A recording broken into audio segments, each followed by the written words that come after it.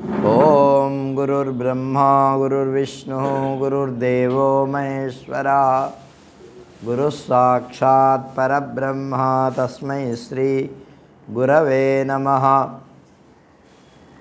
శ్రీకరమ్ములు భక్తలోకైకపాలనమ్ములు సదా ఆర్తిహరమ్ములు సంతతానందకరమ్ముల భయదమ్ములైన భగవాన్ సత్యర్షిపదమ్ముల కంజలింతు.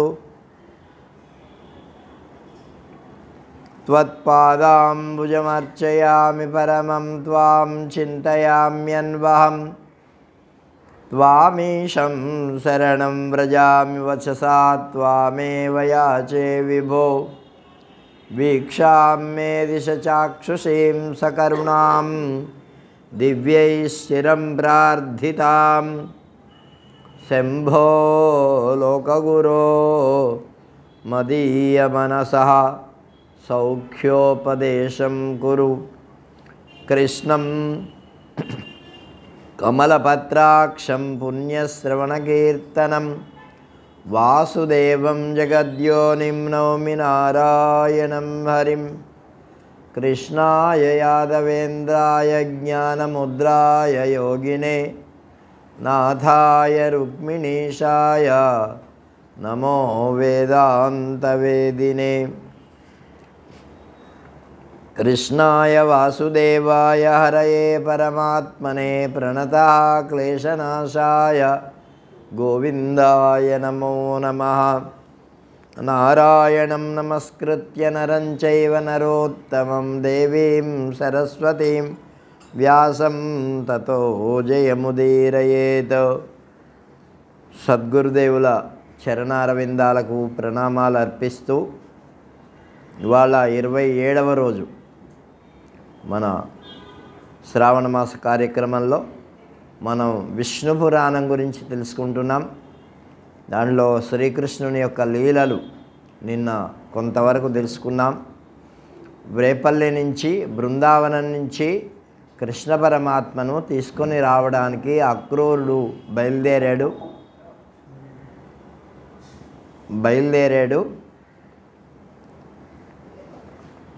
అక్కడికి వెళ్ళాడు, కృష్ణ పరమాత్మను చూశాడు, ఎన్నో విధాలుగా భావించుకున్నాడు.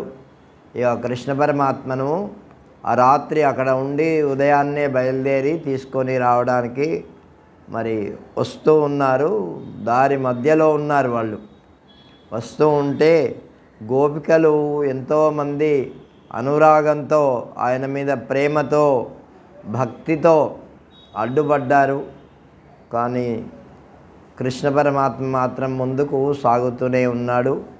అక్రూరుడు రథం మీద ఎక్కించుకొని మరి బయలుదేరారు. వాళ్ళు అంటున్నారు గోపికలు, వీడు ఈ అక్రూరుడు కాదయ్యా, క్రూరుడైపోయాడు.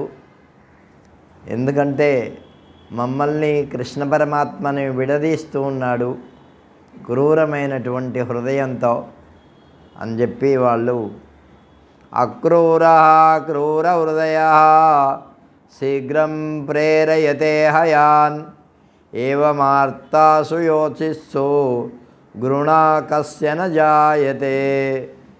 ఆ గుర్రాలను అదలిస్తూ ఇంకా వేగం పెంచుతున్నాడు.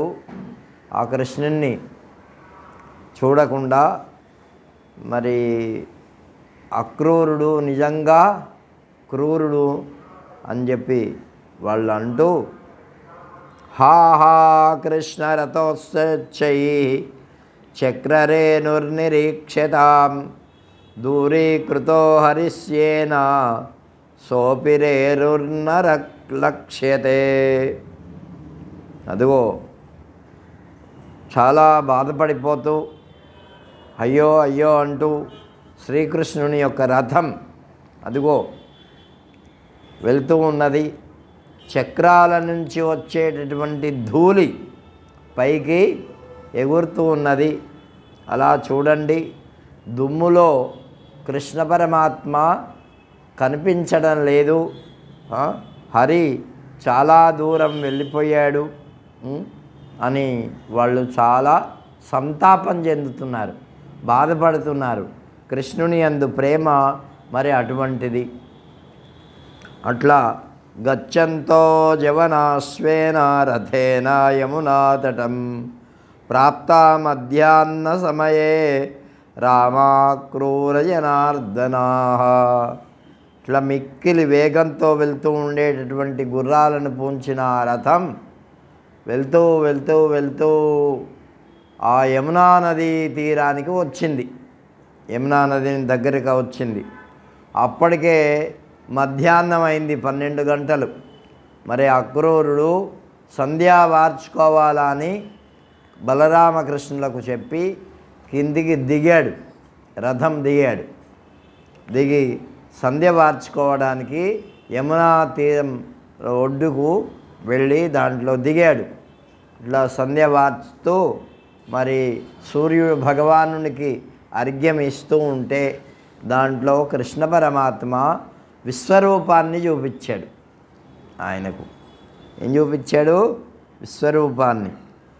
సమస్తము కనిపిస్తున్నది, బ్రహ్మాండం, భూగోళాలు, అన్ని లోకాలు ఆ అరచేతిలోనే కనిపిస్తూ ఉన్నాయి ఆయనకి. అన్నీ మర్చిపోయాడు, వాటినే ఆ విశ్వరూపాన్నే చూస్తూ ఉండిపోయాడు. చాలాసేపు అయింది, ఇంకా రాలేదే అని వీళ్ళు అనుకుంటున్నారు. కాబట్టి ఇట్లా చాలా చాలా మైత్రేయ మహర్షి చాలా అద్భుతమైనటువంటి దృశ్యాన్ని కృష్ణ పరమాత్మ చూపించాడు. తతేత్యుక్తే తతస్నాతః స్వాచంతః సా మహామతి దద్యౌ బ్రహ్మ పరం విప్ర ప్రవిశ్య యమునా జలే. యమునా జలంలో ప్రవేశించి ఆయన అలా అర్ఘ్యం ఇస్తూ ఉండగా భగవంతుడు చాలా గొప్పగా ప్రకాశించినాడు. ఎటువంటి వాడు, ఎటువంటి స్వరూపం కనిపించిందట ఆయనకు?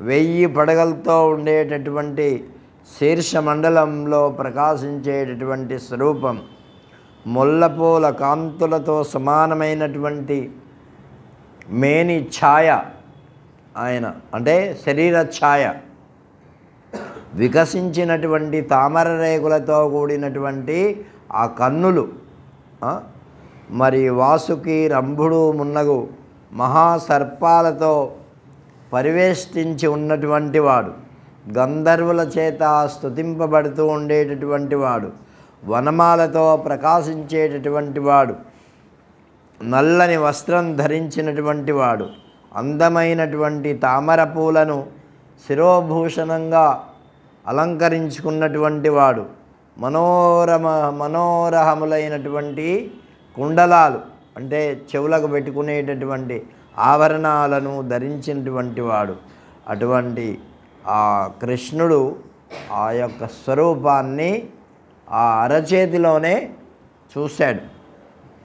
ఆయన ఒడిలో నల్లబబ్బు వంటి ఛాయ కలిగినటువంటి వాడు, విశాలమైనటువంటి కన్నులు కలిగిన వాడు, విశాలమైనటువంటి చేతులు, ఆజానుబాహుడు, అందమైన శరీరం గలవాడు, మరి ఆ చక్రము మొదలైనటువంటి ఆయుధాలను ధరించి ఉండేటటువంటి వాడు, పీతాంబరం దాల్చినటువంటి వాడు, చక్కని వనమాలను వేసుకున్నటువంటి వాడు, దేదీప్యమానంగా వెలుగుతూ ఉండేటటువంటి వాడు, శ్రీవత్స చిన్నము, ఆయన మకర కుండలాలు, తామర పూలు, వీటితో ప్రకాశించేటటువంటి ఆ కృష్ణ పరమాత్మ ఆయన ఆ దోసిల్లో కనిపించాడు.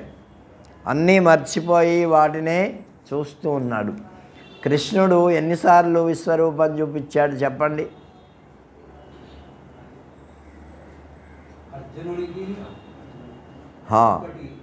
ఒకటి. యశోదమ్మకు ఒకసారి చూపించాడు నోట్లో, అక్రూరుడికి చూపించాడు, తర్వాత లాస్ట్లో ధృతరాష్ట్రుడికి కూడా చూపించాడు. ఉద్ధవునికి చూపించలే, కేవలం ధృతరాష్ట్రునికి చూపించాడు. చూపించి అయ్యా అంటే నేను చూడాలంటే అప్పుడు కళ్ళు లేకపోయినా కూడా కళ్ళు ఇచ్చాడు. దివ్యమైనటువంటి దృష్టిని ఇచ్చి చూపించాడు. అప్పుడు ఈ కళ్ళు ఇలాగే ఉంచుతాను, నీ కొడుకుల యొక్క ప్రతాపం చూద్దువు కానీ అన్నాడు. అంటే అయ్యా వాళ్ళు ఎట్లాగూ చేస్తారు, వాళ్ళ చావు ఈ కళ్ళతో చూడాలా, నాకు మళ్ళీ పూర్వంలాగే నిన్ను చూశాను చాలు, నాకు కళ్ళు వద్దన్నాడు ధృతరాష్ట్రుడు. కాబట్టి భగవంతుడు 4 సార్లు విశ్వరూపం చూపించాడు. ఈ విధంగా బలరామకృష్ణులను మళ్ళీ ఇక్కడ ఇలా చూస్తున్నాడు. మరి ఇక్కడే కనిపించేది ఎవరు, అక్కడ కనిపించేది ఎవరు అంటే వాళ్ళిద్దరూ, వాళ్ళే అక్కడ ఉన్నాడు ఇక్కడ ఉన్నాడు కృష్ణ పరమాత్మ. దదర్శ తత్ర చైవోభౌ రథస్యోపర్యధిష్ఠితౌ రామకృష్ణౌ యదా పూర్వం మనుష్య వపుషాన్వితౌ. ఆ రామకృష్ణులను రథం మీద చూస్తున్నాడు, తన దోసిల్లో కూడా చూస్తూ ఉన్నాడు. ఇలా చూస్తూ మనుష్య రూపంతో ఉన్నటువంటి ఆ శ్రీహరిని చూచి ఆయన ఆశ్చర్యపోయాడు. నిమగ్నస్తు తతస్థోయే సదర్శ తదైవతౌ సంస్తూయమానౌ గంధర్వ మునిసిద్ధమహోరగై. మరి గంధర్వులు, మునీశ్వరులు, సిద్ధులు, పన్నగులు మొదలైనటువంటి వారి చేత స్తుతింపబడుతూ ఉండేటటువంటి ఆ స్వరూపాన్ని చూచి చాలా మదిలో ఆనందం పొందాడు. సర్వరూపాయతే చింత్య అవిర్భూతాయతే నమః నమో విజ్ఞాతపారాయ పరాయ ప్రకృతే ప్రభో. ఓ అచింత్య రూప, నువ్వు చింతించడానికి వీల్లేనటువంటి వాడివి, మా మనస్సుతో ఊహించడానికి వీల్లేనటువంటి వాడివి, సర్వస్వరూపుడవు, అవిస్వరూపుడవు, అవిజ్ఞేయుడవు, ప్రకృతి కంటే పరమైనటువంటి వాడివి, అటువంటి నీకు నమస్కారము అని ప్రభు ఒక్కడవే నువ్వు అయినప్పటికీ అన్ని భూతములయందు అన్ని ప్రాణులయందు నిండి నిబిడీకృతమై ఉన్నావు, ఇంద్రియాత్ముడవు, ప్రత్యేగాత్మవు అని ఆయన ప్రార్థిస్తూ నయత్ర నాథ విద్యంతే నామజాత్యాది కల్పనాః తద్ బ్రహ్మ పరమం నిత్యమవికారి భవానజ. నీకు ఏ విధమైనటువంటి జాతి కానీ విలక్షణం కానీ ఏది లేనటువంటి వాడివి. అయితే ఈ జన్మ ఈ భూమిలో పుట్టావు కాబట్టి నీకు జాతి వచ్చింది, నీ యొక్క గుణములు వచ్చాయి, నీకు అన్నీ ప్రకృతికి అనుగుణంగా అన్నీ చేరాయి. అదే అయితే నీ యొక్క స్వరూపం ఏమిటి? పరబ్రహ్మ స్వరూపం. అదే నిత్యమైంది, ఏ వికారాలు లేనటువంటిది. అటువంటి వాడివి నువ్వు, కల్పనకు అతీతంగా ఉండేటటువంటి వాడివి అని చెప్పి ఆ అక్రూరుడు భగవంతుణ్ణి స్తుతిస్తున్నాడు. సర్వార్ధస్త్వమజ వికల్పనాభిరేతద్ దేవాద్యం జగదఖిలం త్వమేవ విశ్వం విస్మాత్మా త్వమితి వికారభావహీనః సర్వస్మిన్ నహి భవతోస్తి కించిదన్యత్. అయా పుట్టుక లేనివాడా, పుట్టుక వచ్చినట్టుగా మా అందరికీ భ్రమింపజేస్తూ ఉన్నావు. నువ్వే బ్రహ్మవు, ఈ విశ్వోత్పత్తికి నువ్వే కారణం, సకల ప్రపంచానికి నువ్వే కారణం, అవికారమైనటువంటి వాడివి. ఏ కొంచెమైనా వేరే అనేటటువంటిది నీకంటే వేరేది ఏమీ లేదు. త్వం బ్రహ్మ పశుపతిర్యమా విధాత ధాతా త్వం త్రిదశపతి సమీరణోగ్ని తోయేషే ధనపతి అంతకస్త్వమేకో భిన్నార్థైర్జగదపి పాసి శక్తి భేదై. నీవే బ్రహ్మవు, పశుపతివి, ఆర్యముడవు, సూర్యుడవు, విధాతవు, ధాతవు, ఇంద్రుడవు, వాయుదేవునివి, అగ్నివి, వరుణువి, కుబేరుడవు, యముడవు, అన్నీ నువ్వే అయి ఉన్నావయ్యా. ఈ జగత్తు నీ చేత రక్షింపబడుతూ ఉన్నది. సూర్యకిరణాలు ఏ విధంగానైతే అన్నింటికి, పశువులకు, జంతువులకు, పక్షులకు, వృక్షాలకు అన్నింటికీ పుష్టినిస్తాయి. ఏమిస్తుంది? అది సూర్యుడు ఉంటే చాలు, పుష్టినిస్తుంది. అట్లాగే ఈ సమస్త జగత్తుకు నువ్వు పుష్టినిచ్చేటటువంటి వాడివి. సూర్యుని నుంచి ఏమొస్తున్నది అంటే మనకేం కనిపించదు. ఎవరికన్నా కనిపిస్తుందా? ఏం కనిపించదు. అట్లాగే భగవంతుని నుంచి మనకేమొస్తున్నది అంటే ఎవ్వరికి ఏమీ కనిపించదు. అటువంటి స్వరూపం కలిగినటువంటి వాడివి. కాబట్టి సత్ అనేటటువంటి పదంతో నిన్ను పూజిస్తూ ఉంటారు. ఓంకార స్వరూపమైనటువంటి వాడివి. తత్ అనేటటువంటి పదంతో నిన్ను ఆరాధిస్తూ ఉంటారు. వాసుదేవ, సంకర్షణ, ప్రద్యుమ్న, అనిరుద్ధ అనేటటువంటి 4 వ్యూహాలతో కూడి ఉండేటటువంటి వాడివి.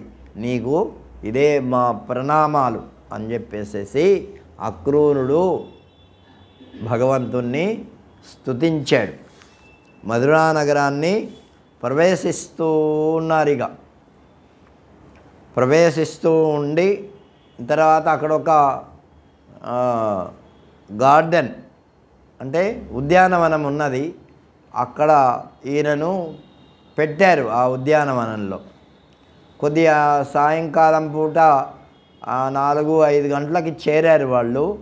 ఇక అప్పుడు ఏమనుకున్నారంటే ఈ పట్టణం కూడా ఒకసారి అట్లా తిరిగి చూసి వస్తాము అనుకున్నారు.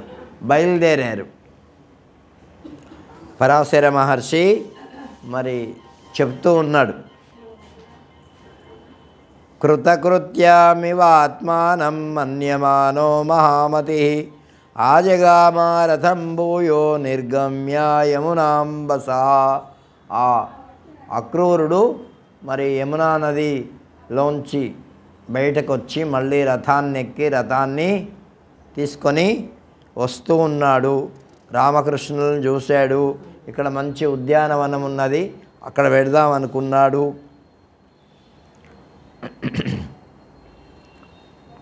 అట్లాగే ఆయన అక్కడ ఉంచాడు.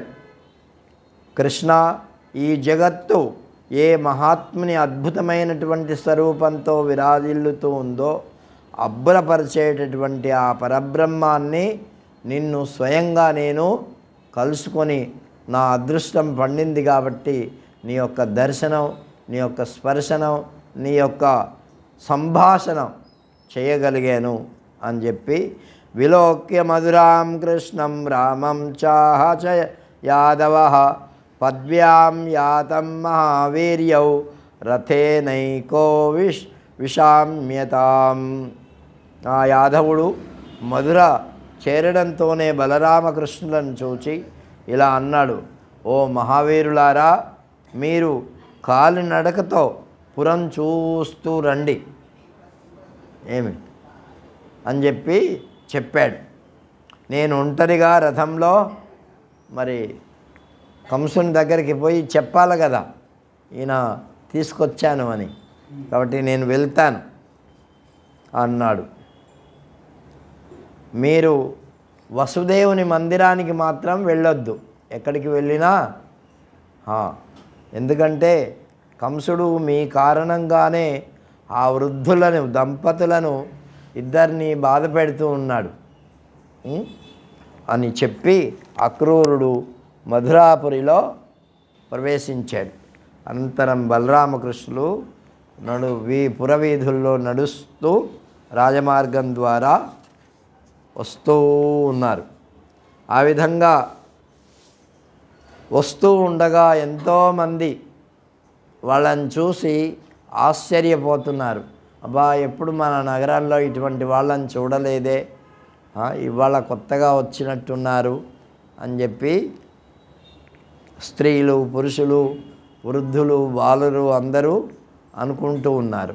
అలా వస్తూ ఉండగా ఒక చోట మంచి గుడ్డలు అన్నీ ఉతికి రెడీగా చేసుకొని కొత్త గుడ్డలో మరి ఏంటో మొత్తానికి పట్టుకొని వస్తూ ఉన్నారు వాళ్ళు. వస్తూ ఉంటే అప్పుడు కృష్ణుడు బలరాముడు చూశారు. చూసి అతన్ని అడిగారు, అయ్యా మాకు కూడా ఆ వస్త్రాలు ఇయ్యు అని. నీకోసం కాదే అమ్మా, నేను కంసుడి కోసం తీసుకొని పోతున్నా, నీకెందుకు ఇస్తాను అన్నారు ఆయన. అప్పుడు ఆయన బలవంతంగా అవి లాక్కొని మరి ఆ బలరామకృష్ణుల అంటే బలరామకృష్ణులను పాపం గేలి చేస్తున్నాడు అనమాట. మీకెందుకు ఇవి అని చెప్పేసేసి అప్పుడు కృష్ణుడు ఒక అరచేత్తో ఇలా దెబ్బ కొట్టాడు వాడిని. ఆ రజకుడు తలను నేలపై పడిపోయింది. ఊరికే ఇలా అన్నాడు అంతే. ఆ రజకుణ్ణి చంపిన తర్వాత ఆయన దగ్గర ఉండేటటువంటి ఆ వస్త్రాలను తీసుకొని వాళ్ళిద్దరూ కూడా తనకు తగినటువంటి గుడ్డలను ధరించారు చక్కగా. ఆ తర్వాత అలా వెళ్తూ ఒక ఇంటి ముందు నుంచి బయటకు వస్తున్నాడు ఒక ఆయన, మంచి మాలలు తయారు చేసుకొని బయటకు వస్తూ ఉంటే వీళ్ళు చూశారు కానీ ఏం అనలే. ఆయనే వాళ్ళ ఇంట్లోకి పిలిచి మంచి మాలలు ఒక ఆ ఉన్నతాసనం మీద కూర్చోబెట్టి పాదాలు కడిగి మాల వేసి ఆయన్ని పూజించాడు. పీత నీలాంబరధరౌ తౌ దృష్ట్వాతి మనోహరౌ సతర్కయామాస తదా భువం దేవావుభాగతౌ. వాళ్ళు అతి సుందరమైనటువంటి నీలాంబరదారులై ఉన్నారు. మరి అన్నదమ్ముల్ని ఇద్దరిని చూచి ఏ దేవలోకం నుంచి దిగి వచ్చారో అనుకొని ఆ దేవతామూర్తులను మరి అలా భావించి ఆ మాలాకారుడు తన ఇంటి దాకా రమ్మన్నాడు, కూర్చోబెట్టాడు, పాదాలు కడిగాడు, ఆ నీళ్ళు శిరస్సు మీద చల్లుకున్నాడు, మంచి పుష్పాలతో పూజించాడు, ఒక మంచి మాలను ఇద్దరికి వేశాడు. చాలా సంతోషపడ్డారు బలరామకృష్ణుడు. ప్రసాద పరమౌనాథౌ మమ గేహేముపాగతౌ ధన్యోహమర్చయిష్యామి త్వా తౌ బాల్యజీవక. ఆయన నా జీవితం ధన్యమైంది అని చెప్పి ఎంతో ప్రార్థించాడు. మాలాకారాయ కృష్ణోపి ప్రసన్న ప్రదదౌ వరాన్ స్త్రీస్త్వాం మత్సంశ్రయ భద్ర న కదాచిత్ త్యజిష్యతి. మరి కృష్ణుడు కూడా బాగా ఆనందపడిపోయాట, ప్రసన్న చిత్తుడయ్యాడు. అయ్యా నీకేం కావాలా కోరుకో అన్నాడు. అంటే ఆ మాలాకారుడు ఏమి కోరుకోలే. ఏం కోరుకున్నాడు? ఆయన ఏం ఉన్నవాడు ఏం కాదు, ధనం లేదు, సంపద లేదు, మామూలు జీవితం గడిపేవాడే. ఆయన దగ్గర డబ్బులు విపులు ఆ సంపత్తి ఐశ్వర్యం అవన్నీ కోరుకోవచ్చు ఉండేది, కానీ ఆయన అవన్నీ ఏం కోరుకోలే. మన భాగవతంలో ఒక పద్యం ఉంది, నీ పాద కమల సేవయు. మన అందరికీ రావాలి, అది చాలామందికి వచ్చనుకుంటా. నీ పాద కమల సేవయు నీ పాదార్చకులతోడి నెయ్యమును నితాంతాపార భూతదయయును తాపసమందార నాకు దయసేయగదే.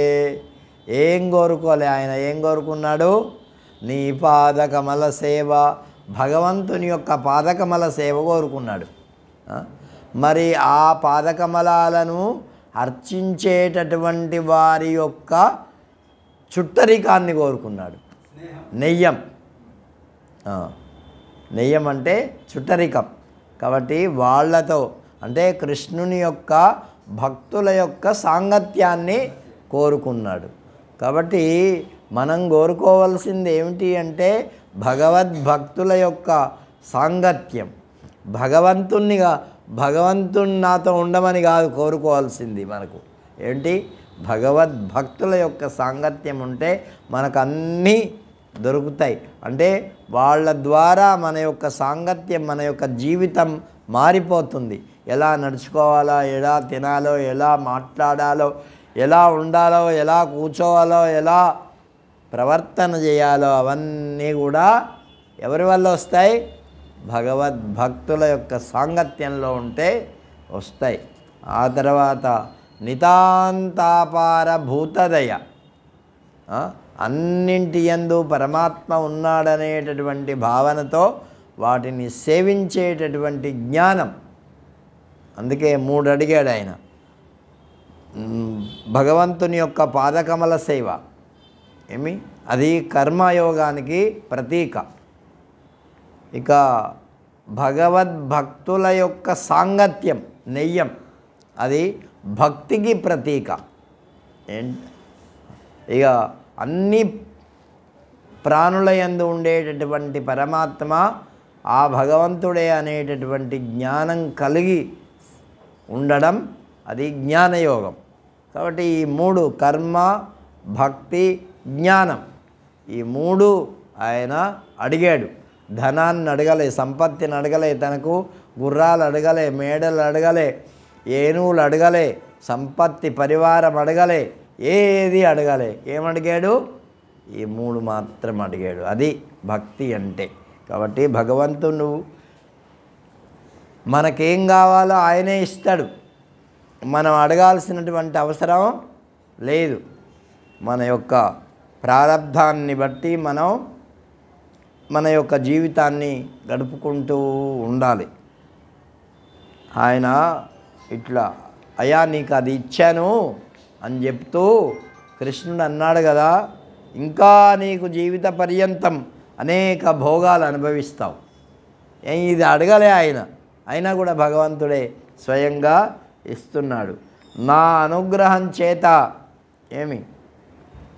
సంతతి కలుగుతుంది, ధనం ఎప్పుడూ మీ ఇంట్లో ఉంటుంది, నా స్మరణ నీకు ఉంటుంది, అంత్య సమయంలో కూడా దివ్యలోకాన్ని పొందుతావు, ఏం భయం లేదు.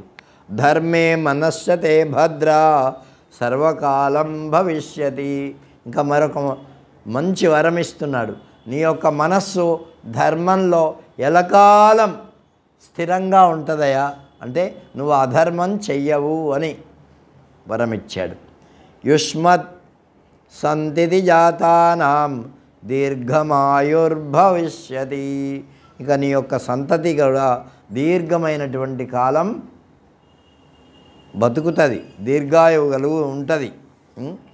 సూర్యుడు ఉన్నంతకాలం నీ వంశంలో జన్మించినటువంటి వారికి ఆకస్మికమైనటువంటి రోగాలు రావు, ఉపద్రవాలు ఉండవు అని కృష్ణుడు ఎవరికి చెప్పాడు?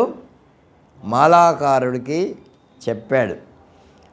ఓ మైత్రేయ మహర్షి, కృష్ణుడి యొక్క అనుగ్రహం కలిగితే ఎలా ఉంటుందో చూడు అని పరాశర మహర్షి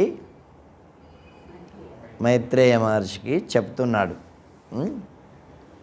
ఇలా రాజమార్గే తత కృష్ణ సానులేపన భాజనాత్ దదర్శ కుబ్జా మాయాంతిం నవయౌవన గోచరాం. ఇంకా వాళ్ళ ఇంట్లో నుంచి బయలుదేరిపోతూ ఉంటే ఒక కుబ్జ కనిపించింది. కుబ్జ, ఆమె పొట్టిగా ఉంది, మంచి ఏదో 15, 18, 20 సంవత్సరాల లోపు ఉండేటటువంటి ఒక బాలిక కనిపించింది. ఆమె కంసుడి కోసం గంధం తీసుకెళ్తున్నది. గంధం తీసుకెళ్తూ ఉండే ఆమెను చూశారు. అదే ఆమె కొద్దిగా విచిత్రంగా నడుస్తూ విచిత్రంగా ఉన్నది. అప్పుడు వీళ్ళు పలకరించారు, కృష్ణుడు పలకరించాడు. ఓ మనోహరమైనటువంటి సుందరాంగి, నువ్వు ఎక్కడికి పోతున్నావు అని పలకరించాడు. ఆమెకు సిగ్గు అనిపించింది. ఆమె ఉండేది ఎట్లా? 8 వంకరలు, నడ్డి వంకర, కాళ్ళు వంకర, అన్నీ వంకర. అటువంటి ఆయనకు మరి ఆమెను అలా అనాలనిపించింది. ఇప్పుడు కొద్దిగా బాగలేని వాళ్ళని ఏమన్నా అంటే వాళ్ళు చిన్నపోతారు కదా, కాబట్టి అట్లా అనకూడదని చెప్పింది మన శాస్త్రం. ఏంటి, కుంటి వాళ్ళను కుంటివాడు అంటే వాడికి అవమానం, గుడ్డి వాళ్ళను గుడ్డివాడు అంటే అవమానం, చెవిటి వాళ్ళను చెవిటివాడు అంటే అవమానం. అట్లా అనకుండా ఆయన మంచి సుందరాంగి అని ఆమెను పిలిచాడు. పిలిచేసరికి ఆమె సిగ్గుపడిందంట. ఏమి, కృష్ణ నన్ను నువ్వు ఎగతాళి చేస్తున్నావా ఏంటి అన్నది ఆమె. ఆమె సకామేనేవ సా ప్రోక్త సానురాగా హరిం ప్రతి ప్రాహ సా లలితం కుబ్జా తద్దర్శన బలాత్మదా. ఆమె కొద్దిగా సిగ్గుపడుతూ లలితం అంటే మృదువైనటువంటి మాటలు చెప్పిందట. ఓ కృష్ణ, నేను కంసదాసిని, నన్ను నీవేళ ఇలా గేలి చేస్తున్నావు, ఎగతాళి చేస్తున్నావు. నేను ఎక్కువ వంకర్లతో ఉన్నటువంటి దాన్ని. మరి కంసరాజుకు ఈ గంధం మొదలైనటువంటి పరిచర్యలు చేయడానికి నేను వెళ్తున్నా.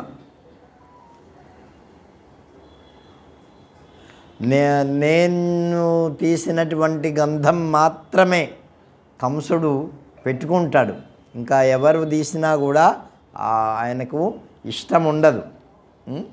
కాబట్టి ఆయన యొక్క అనుగ్రహానికి నేను పాత్రురాలైనటువంటి వాణ్ణి అయినటువంటి దాన్ని అన్నాడు.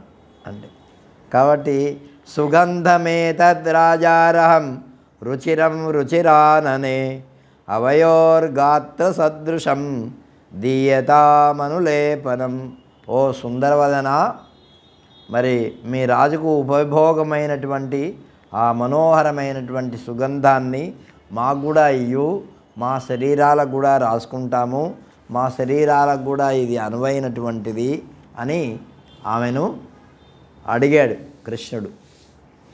ఆమె సాదరంగా అడగడంతో ఆ పాత్రను ఇచ్చేసింది, వీళ్ళకి తీసుకోండి అని చెప్పేసేసి.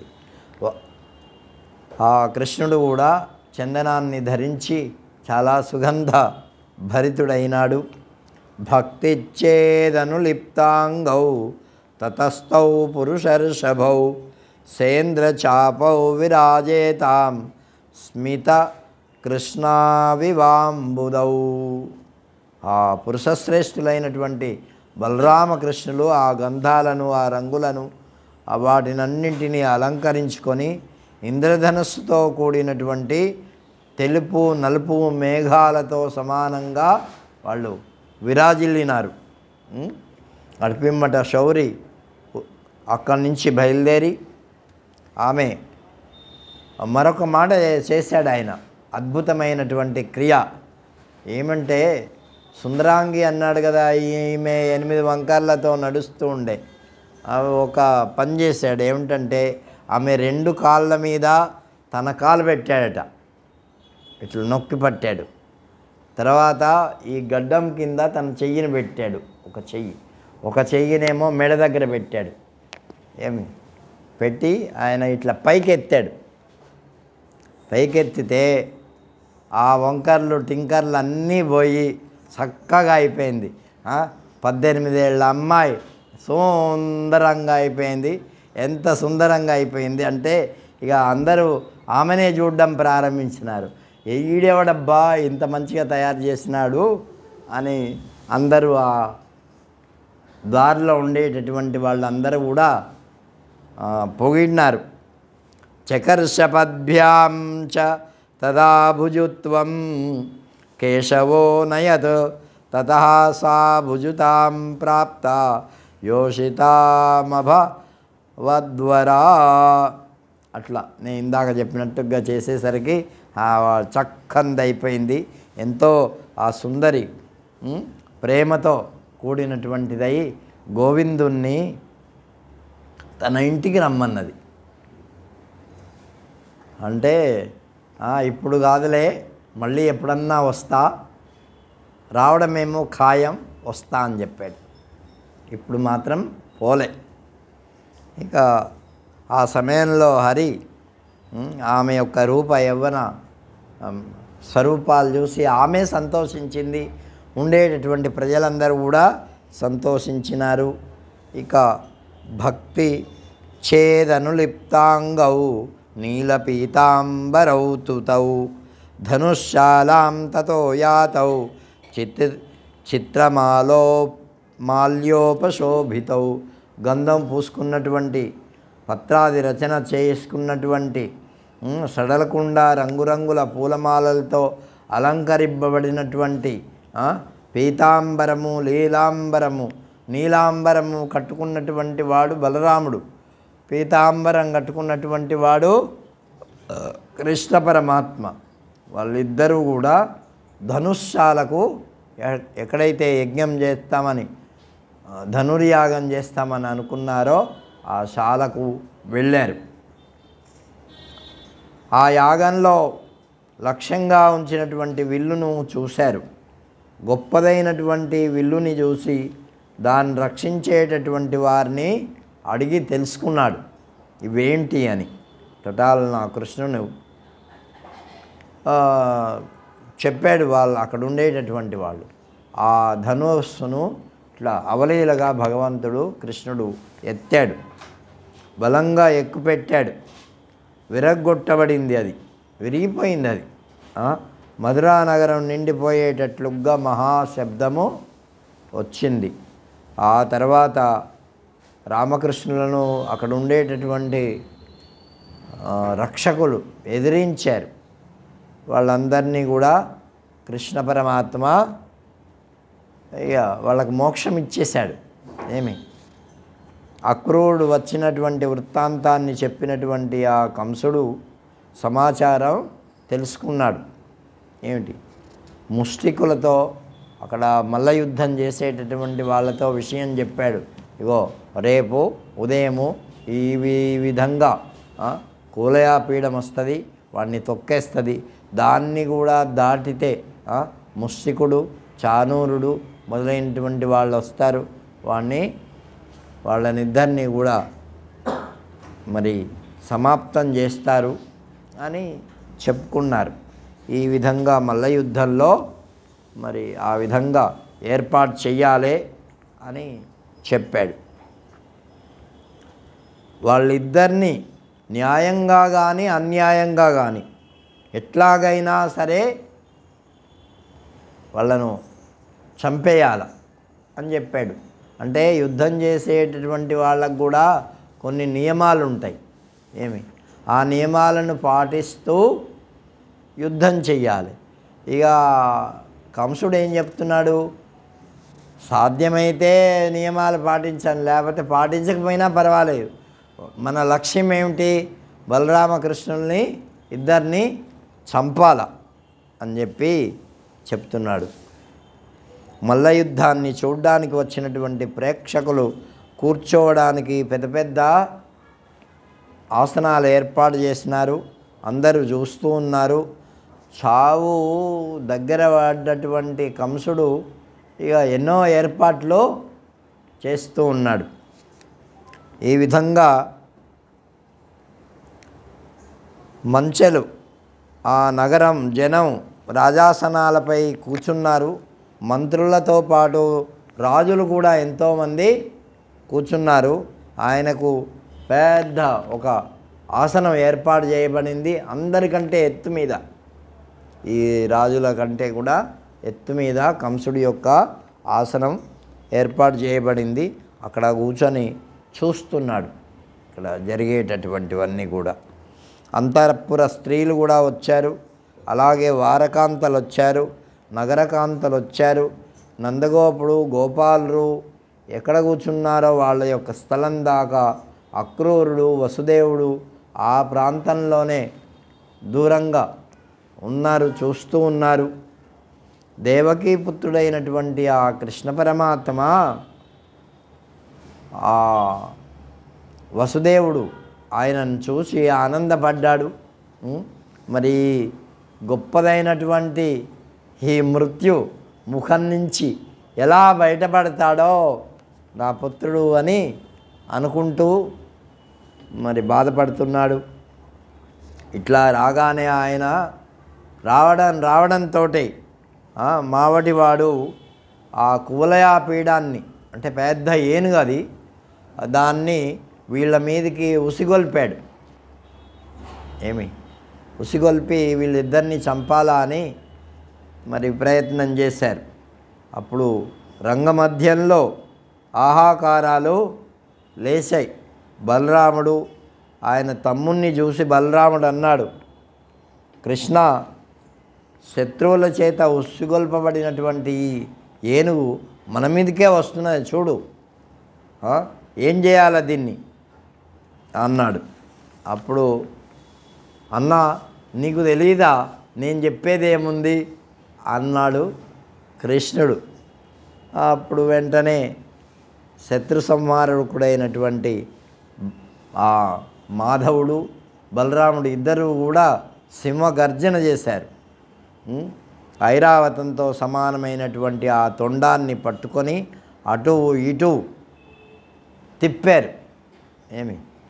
అట్లా సర్వ జగత్తులకు ప్రభువైనటువంటి ఆ కృష్ణ పరమాత్మ బాలక్రీడలను ఎన్నో చేసినటువంటి వాడు. మరి దీంతో కూడా ఆడుకుంటున్నారు వాళ్ళిద్దరూ కూడా. ఏనుగు దంతాలను పాదాల మధ్య నొక్కి పట్టుకొని కుడి చేత్తో దాని ఎడమ దంతాన్ని ఊడబెరికి ఆ మావటిని శిరస్సును కొట్టేశాడు. అంతే, మావటీడు ఒక్క దెబ్బకు చనిపోయాడు. బలరాముడు కూడా వెంటనే దాని కుడి దంతాన్ని ఊడబెరికాడు. దానికి 2 దంతాలు ఉంటాయి కదా ఏనుగుకి. మహారోషంతో ఇంకా ఉండేటటువంటి గజపాలులందరినీ, మావటీలందరినీ కూడా మట్టు పెట్టేశాడు. ఆ తర్వాత బలరాముడు దానిపైకి ఎగిరి ఆ ఏనుగు పైకి ఎక్కాడు మహాక్రోధంతో. దాని యొక్క శిరస్సును పట్టుకున్నాడు. పట్టుకొని లీలగా దాన్ని అటు ఇటు ఊపాడు. వజ్రాయుధం చేత ఎట్లాగైతే కూలిపోతుందో అలాగా ఈ కువలయాపీడం మరి దాన్ని కూడా వాళ్ళు ఇద్దరు కలిసి చంపేశారు. మహారంగమధ్యంలో ఆ రక్తసిక్తమైపోయి పడిపోయింది. అక్కడ ఆ విధంగా పడిపోగానే అక్కడ ఉండేటటువంటి రంగస్థలంలో రక్షకులుగా ఎవరైతే ఉన్నారో వాళ్ళందరూ కూడా పెద్ద గోల చేశారు. ఇతడే కృష్ణుడు, ఇతరే బలరాముడు అని అంటూ వీళ్ళని చంపండి, కొట్టండి అంటున్నారు అందరూ కూడా. అంటే వీళ్ళందరికీ సోయం ఏన హతా ఘోరా పూతనా బాలఘాతిని క్షిప్రంతో శకటం ఏన భగ్నౌతూ యమలార్జునౌ. ఈ పిల్లల చేతనే చంపేటటువంటి భయాన్ని కలిగినటువంటి మరి ఆ పూతన ఈ అబ్బాయి చేతనే చచ్చిపోయింది. అంతేకాదు బండిని తలకిందుల దోశాడు, శకటాసురుణ్ణి చంపేశాడు. యమలార్జున వృక్షాలను కూడా ఈయనే కూల్చాడు. అంతేకాదు కాళీయ సర్పం పైకి ఎక్కి నాట్యం చేసినటువంటి వాడు వీడే. 7 రోజులు గోవర్ధన పర్వతాన్ని ఎత్తినటువంటి వాడు కూడా వీడే. అటువంటి ఊహకు అతీతమైనటువంటి పనులు చేసేటటువంటి వీడే. అరిష్టాసురుడు అనేటటువంటి వాడిని, ధేనుకాసురుడు అనేటువంటి వాళ్ళను కూడా చంపినటువంటి వాడు వీడే. అంతేకాదు మహాబల సంపన్నులైనటువంటి ఈ బలరాముడు ఇద్దరు కలిస్తే ఇంకా ఏముంది, మనం అయిపోతాము అని అనుకున్నారు వాళ్ళంతా కూడా. ఇలా అనుకొని ముందుకు వచ్చినటువంటి ఒక రాక్షసుని ఆయనను కూడా చంపేశారు. ఇలా ఉండగా కృష్ణుని యొక్క ముఖాన్ని ఒక్కసారి చూడండి, ఆయన యొక్క ఎర్రనైనటువంటి కన్నులు అని చెప్పి ఏనుగును ఎలా చంపేశారో ఇద్దరు కలిసి.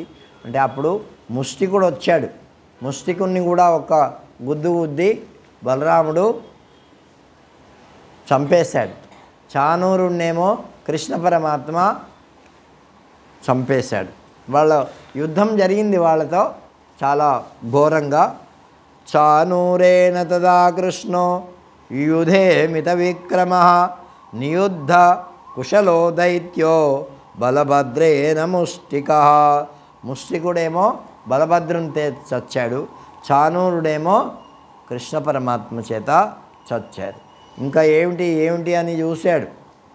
చూస్తే ఏమీ లేదు. కంసుడు అందరికంటే పై ఎత్తులో కూర్చొని ఉన్నాడు. ఇక కృష్ణుడు ఏం చేశాడంటే ఒక్కసారి ఆ కింది నుంచి ఆ ప్రదేశం నుంచి ఒక్కసారి ఎగిరాడు, జంపు చేశాడు. ఎక్కడికి?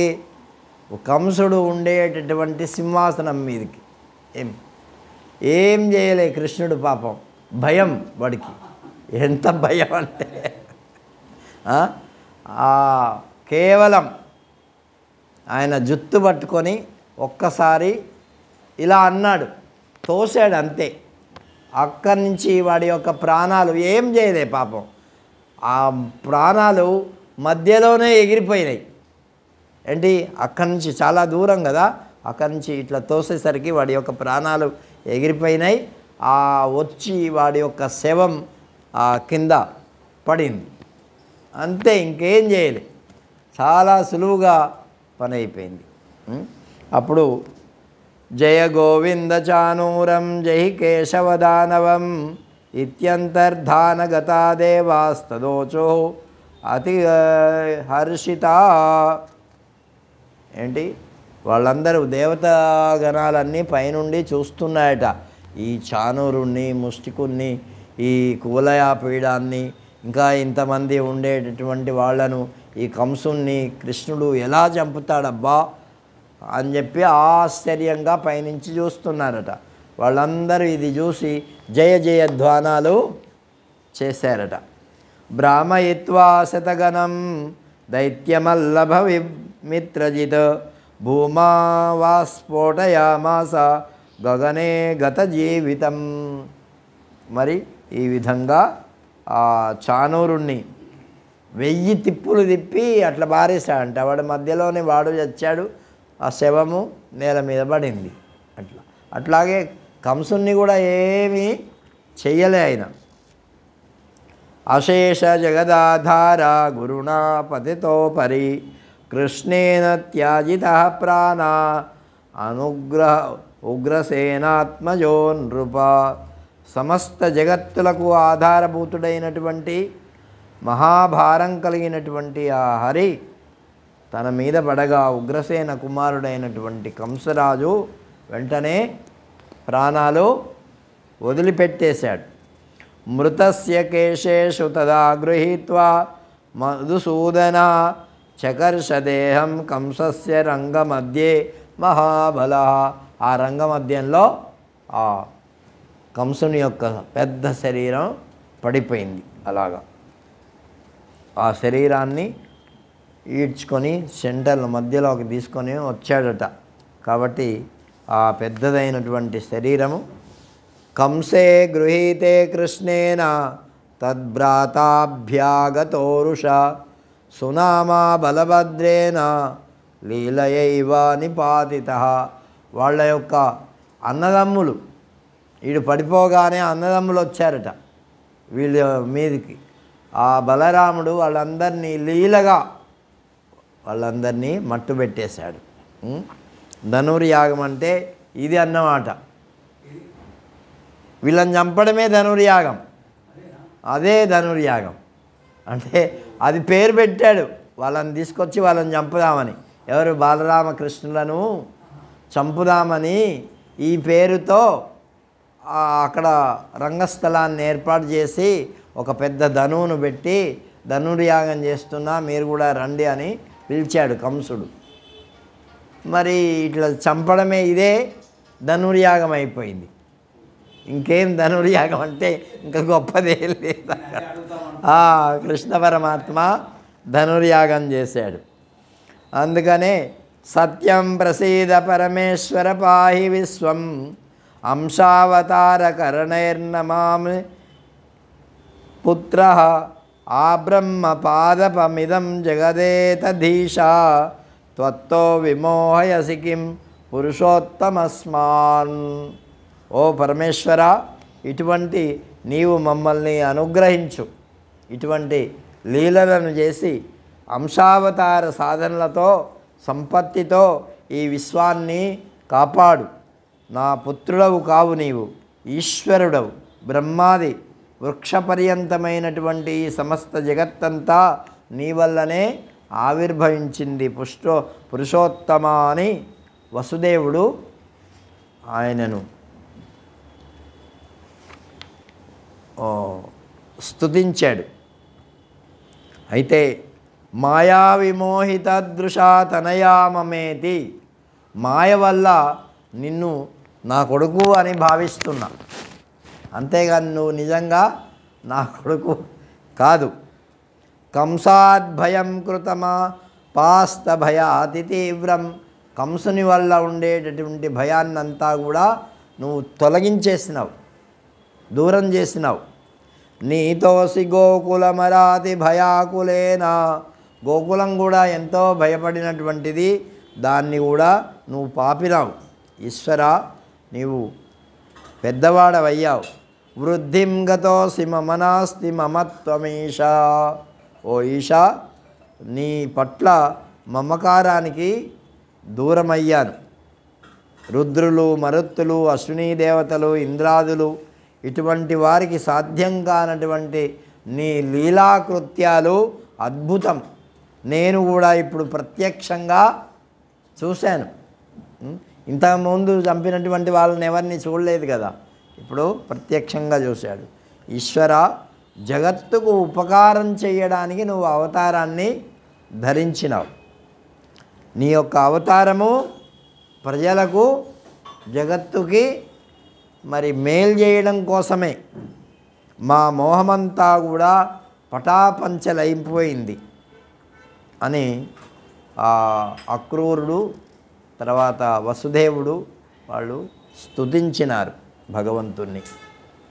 ఇక అప్పుడు మళ్ళీ రాజ్యానికి వచ్చి ఆ రాజసింహాసనం మీద ఉగ్రసేన మహారాజును అభిషేకం చేశాడు కృష్ణ పరమాత్మ.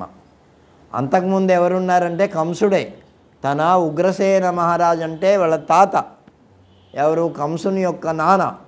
ఆయనను చెరసాల్లో పెట్టేసేసి ఈయనే రాజు అని ప్రకటించుకున్నాడు. ఎవరు? ఉగ్రసేనుడు ఎవరు? వాళ్ళ నాన్ననే చెరసాల్లో పెట్టేసి తానే రాజు అయిపోయాడు అన్నమాట. అందుకే కృష్ణ పరమాత్మ ఏం చేశాడు, మొట్టమొదట ఆ చెరసాలకు వెళ్ళి ఆయన్ని విడిపించి ఆయన్ని సగౌరవంగా తీసుకొని వచ్చి మళ్ళీ మహారాజ సింహాసనం మీద ఆయన అభిషిక్తుణ్ణి చేశాడు. అప్పుడు తల్లిదండ్రుల దగ్గరికి వెళ్ళాడు కృష్ణుడు. అదే చెప్తున్నాడు ఇక్కడ. అద్భుతమైన విషయం చెప్తున్నాడు ఒకటి, మనం అందరం గమనించాలి, మన జీవితంలో కూడా చెయ్యాలి ఇది. కుర్వతాం యాతి యక్కాలో మాతా పిత్రోర పూజనం తత్ఖండమాయుషో వ్యర్థ మసాధూనాం హి జాయతే. అమ్మకు నమస్కరించి అంటున్నాడు కృష్ణుడు, అమ్మ,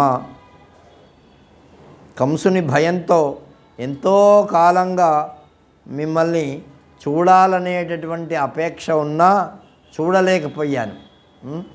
నేను బలరాముడు ఈ నాటికి మిమ్మల్ని చూడగలిగాం. అయితే తల్లిదండ్రులను పూజించినటువంటి ఏ సమయమైతే ఉన్నదో అది ఆయుర్దాయంలో వ్యర్థమైనటువంటి కాలం. అన్నిటికంటే నికృష్టమైనటువంటి సమయం ఏమిటి అంటే తల్లిదండ్రులను సేవించినటువంటి సమయం. కానీ ఇప్పుడు ఉన్నా కూడా అదే కష్టంగా భావిస్తున్నారు, సేవించడంలే. కృష్ణుడు ఏమంటున్నాడు, ఎంత నికృష్టమైనటువంటి సమయం అంటే తల్లిదండ్రులను సేవించకపోవడమే. వారికే అటువంటిది జీవితంలో దురదృష్టమైనటువంటి వాళ్ళకు మాత్రమే అది కలుగుతుంది. కాబట్టి గురు దేవ ద్విజాతీనాం మాతా పిత్రోశ్చ పూజనం కుర్వతాం సఫలం జన్మ దేహినాం తాత జాయతే. ఈ శరీరమును పొందినటువంటి వాడికి ఏమిటి మాతాపితరుల దేవతల గురువుల యొక్క సేవ ఎవరైతే చేస్తారో నిజంగా వాళ్ళే నిజంగా పుట్టినట్టు. ఇక తక్కినటువంటి వాళ్ళ యొక్క జన్మ వ్యర్థం, ఎందుకు పనికిరానటువంటిది. ఏమి వాడి శరీరంలో జీవం ఉన్నా చచ్చిన వాడితో సమానం అని చెప్తున్నాడు. తత్ క్షంతవ్యమిదం, అందుకని నన్ను మీరిద్దరూ క్షమించాలి అని అడుగుతున్నాడు. క్షంతవ్యమిదం సర్వమతిక్రమకృతం పితః. నేను కంసుని చంపేటటువంటి శక్తి కలిగి ఉండి కూడా ముందుగా చంపలేకపోయినా నేను బాధపడుతున్నా, మీ కష్టాలు తీర్చలేకపోయినా అందుకు సిగ్గుపడుతున్నా అంటున్నాడు. ఏంటి కాబట్టి మేము దీనులమైపోయాం, ఇంతకాలం పరమధర్మాన్ని మేము అనుష్ఠించలేకపోయినాం, మమ్మల్ని ఇద్దరిని మీరు క్షమించాలా అని అమ్మా నాన్నకు నమస్కారం చేశారు. కృష్ణుడు ఈ విధంగా పలకగానే తల్లిదండ్రులకు నమస్కరించగానే యదువృద్ధులందరూ కూడా ఎంతో సంతోషపడి వాళ్ళిద్దరిని అక్కున చేర్చుకొని మరి ఆనందపడిపోయారు. పౌరజనులందరూ కూడా గౌరవించారు. వీళ్ళు కూడా పౌరజనులందరినీ కూడా గౌరవించారు మంచి మాటలతో. ఇక కంసుడు చచ్చిపోవడం చూసి కంసుని యొక్క భార్యలు వాళ్ళు పాపం ఏడవడం ప్రారంభించారు, దుఃఖం పొందారు, శోకం కట్టలు తెగి ప్రవహించాయి. ఆ విధంగా వాళ్ళు వివశులై అనేక రీతులుగా వాళ్ళని కృష్ణుడు ఓదార్చాడు. ఉగ్రసేనం తతో బంధాన్ ముమోచా మధుసూదన అభ్యసించత్ తదైవైనం నిజరాజ్యే హతాత్మజం. కృష్ణుడు చనిపోగా, కంసుడు చనిపోగా మరి ఉగ్రసేన మహారాజును కూడా రాజును చేశాడు. ఎంతో సంతోషించారు వాళ్ళందరూ కూడా. తానే రాజైపోయి ఆ సింహాసనం మీద కూర్చుంటే అడిగేవాడు ఎవ్వడు లేడు. అయినా కూడా కృష్ణుడు పెద్దవాళ్ళని గౌరవించాలనేటటువంటి భావనతో ఉగ్రసేన మహారాజును రాజును చేశాడు. మళ్ళీ ఇప్పుడు ఎవడరుగుతాడు ఆయన్ని చెప్పండి? రాజును చంపినటువంటి వాడు ఈయనే. రాజవంశంలో ఎవడైతే రాజును చంపుతాడో వాడే రాజు. కాబట్టి ఏమీ ధిక్కారం లేదు. కానీ ఆయన పెద్దలను గౌరవించాలని అదే భావనతో ధర్మరాజు పాండురాజు కూడా మా అన్న ఉండగా నేను ఆ సింహాసనంలో ఎట్లా కూర్చోవాలా అని ఆ గుడ్డిరాజును కూర్చోబెట్టాడు. ఏమి అసలు రాజ్యం ఎవరిది? పాండురాజుదే. కానీ గౌరవంతో కూర్చోబెడితే వాడేమనుకున్నాడు మోహంతో, ఇదంతా నాదే పో అన్నాడు. అందుకని యుద్ధం వచ్చింది. మళ్ళీ దానికి కూడా కృష్ణ పరమాత్మ మరి ప్రయత్నం చేసి అక్కడ యుద్ధం చేయాల్సి వచ్చింది. కాబట్టి